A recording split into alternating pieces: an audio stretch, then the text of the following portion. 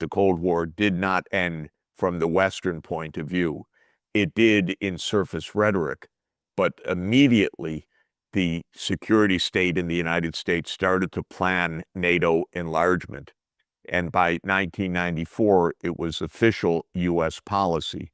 And in 1997, in a paper for Foreign Affairs magazine by Zbigniew Brzezinski, called A Geostrategy for Eurasia, Brzezinski lays out the U.S. strategy, including the expansion of NATO to Ukraine by around 2010, discussed in the article.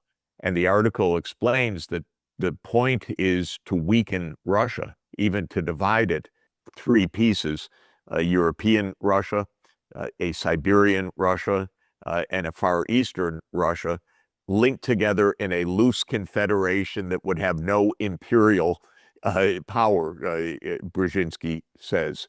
But this was Brzezinski as the Polish-American anti-Russian patriot in his wish list that the Cold War would continue onward to the point of the disintegration of Russia, and NATO enlargement would be the linchpin of that.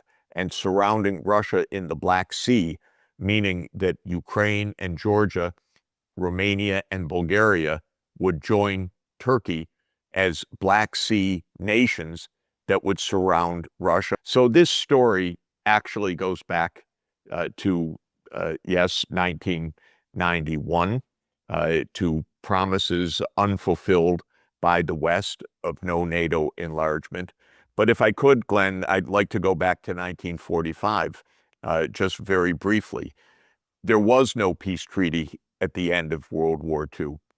In fact, by the summer of 1945, both the UK and the US were already gearing up for a possible war against their ally, wartime ally, the Soviet Union. This is the most incredible fact, that a military alliance that had defeated Hitler, in which the Soviet Union had suffered 27 million deaths, broke apart within weeks of the end of World War II, with Churchill asking his war command about the possibility of continuing the war against the Soviet Union. They said, no, not a good idea. And the US military already foreseeing, within weeks of the surrender of Germany, the possibility or even likelihood of war with the Soviet Union by the early 1950s.